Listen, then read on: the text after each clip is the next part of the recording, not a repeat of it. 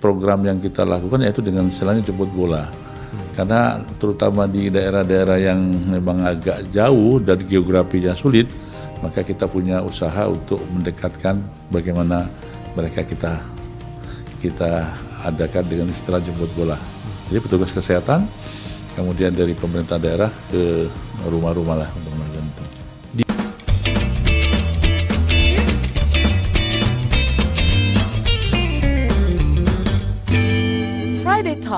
Friday Talk. Di vaksin booster pertama ini ada beberapa daerah yang memang cukup bagus ya ininya apa namanya cakupannya gitu. Tapi ada juga beberapa daerah misalnya di Papua Barat, lalu Sulawesi Barat, Sulawesi Tengah itu masih rendah lah jika dibandingkan beberapa daerah lainnya.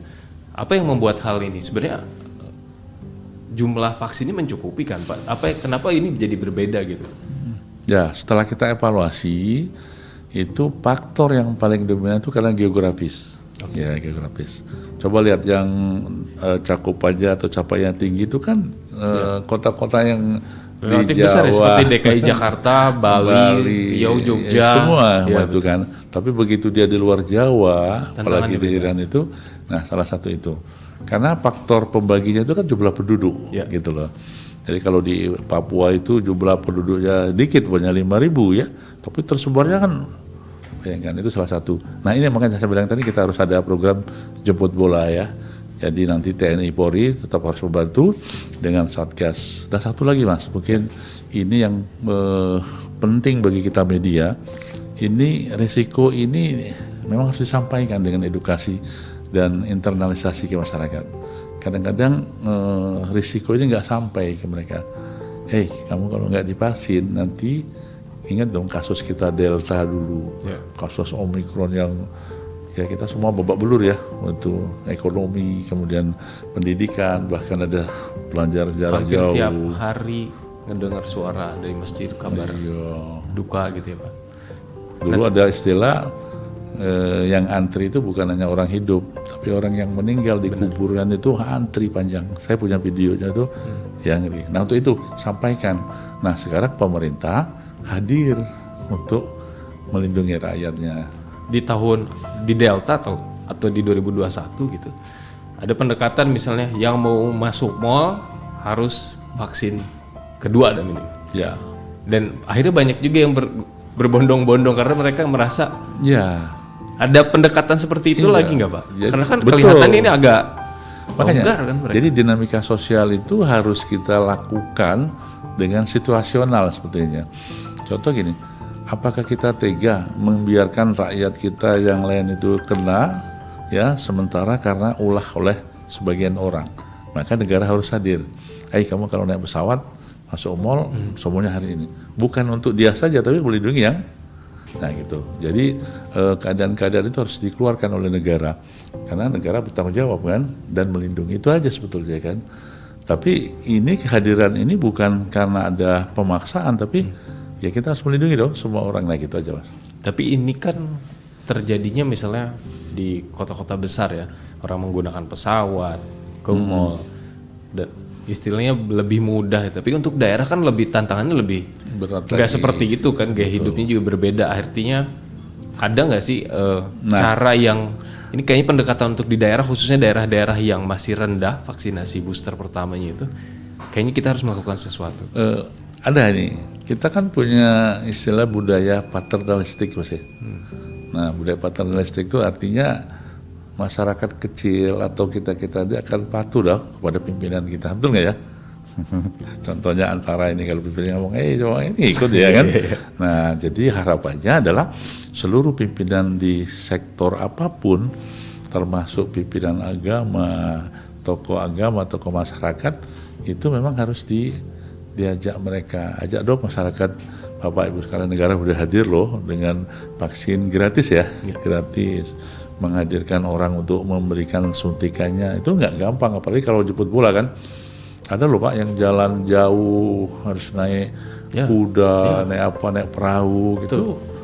Luar biasa, itu pahlawan kita semua itu Pak jadinya. Padahal mereka juga sebenarnya secara informasi tidak semudah kita yang hidup di kota-kota besar. Betul. Ya Pak ya. Jadi pemahaman informasi yang masuk ke mereka pun sebenarnya ya, itu menjadi tantangan sendiri ketika melakukan sosialisasi gitu Pak ya. Betul. Kalau orang-orang jauh dari itu dia nggak mikirin vaksin, dia mikirin perut dulu kan, mikirin waktu. Tapi kalau orang datang ke dia itu mau pasti kan. Karena apa? Dikasih tahu Pak ini tujuannya apa sih mau. Tapi kalau semua datang ke sini belum tentu mau karena ya kami ada butuh yang lain gitu kan. Berarti di daerah tinggal dipegang simpulnya istilahnya seperti itu. Ya. Itu adat, agama ya. Wah, itu insya Allah nggak ada yang nggak nurut ya sama tokoh agama saya kira ya. Nah, jadi komunikasi itu dibantu. Tidak cukup dengan media-media seminar, kemudian koran, TV belum tentu cukup. Tapi kalau diajak tokoh ya akan ikut gitu Mas. Masuk ke vaksin booster kedua atau vaksin keempat Pak. Sudah dijalankan kan di akhir Juli ini ya? Di akhir Juli kemarin Juli kemarin 29 kita umumkan. Tapi kemarin banyak dimulai itu di 1 Agustus ya. Karena kurang 1 hari kan jadi gitu. Sudah mulai. Bahkan di Jakarta yang paling kami pantau itu paling responsif itu Jakarta, mereka mentargetkan 1 bulan harus selesai nih. 1 bulan selesai. 1 bulan selesai untuk nakes. Nakesnya. Nakes Jakarta. Jakarta aja. Kan dikit kan tidak. Ya. Dan bisa itu. Bisa. Karena nakes lebih gampangnya apa? Dia berada di lingkungannya di situ. Gitu. Dia tinggal datang saja. Dan kalau orang-orang nakes itu kami pantau itu 85-90% Mas sudah merasa ya memang kebutuhan karena dia tahu banyak risikonya di depan mata. Banyak yang meninggal, banyak itu ada betul dan risikonya di depan mata tadi. Dan tidak ada alasan itu tidak. Udah dekat gitu ya. Jadi beda sama orang-orang yang di Papua, di Aceh, di mana itu agak berbeda. Sehingga untuk nakes harusnya 1 bulan selesai. Bahwa vaksin booster kan diprioritaskan buat nakes betul.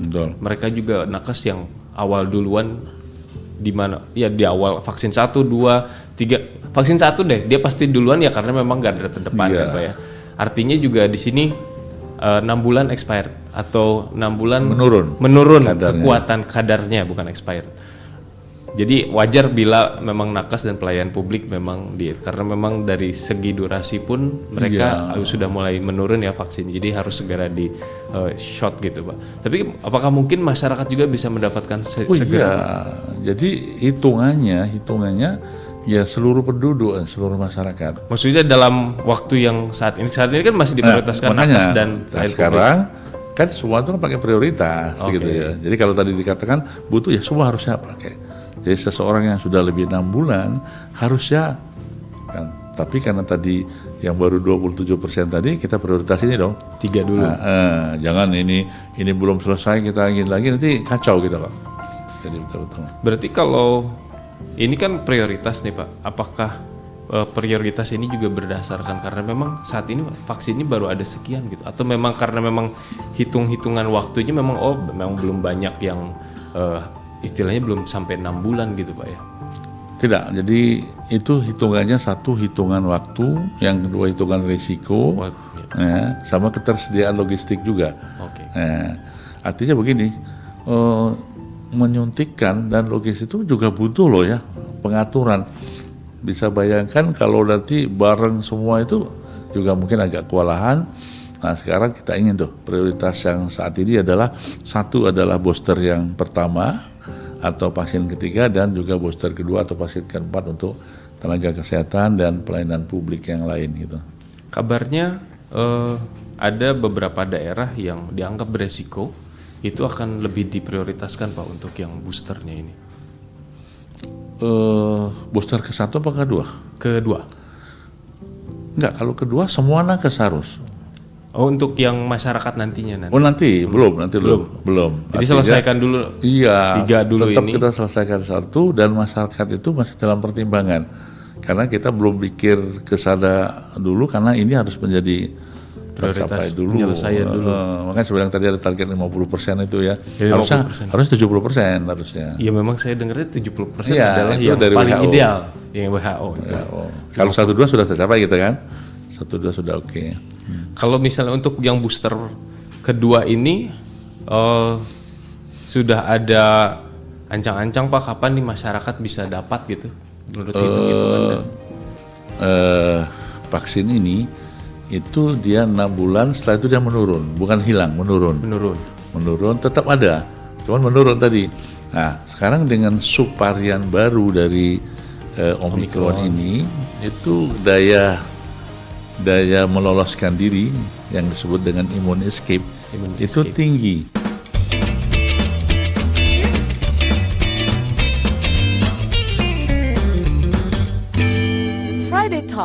Friday Talk.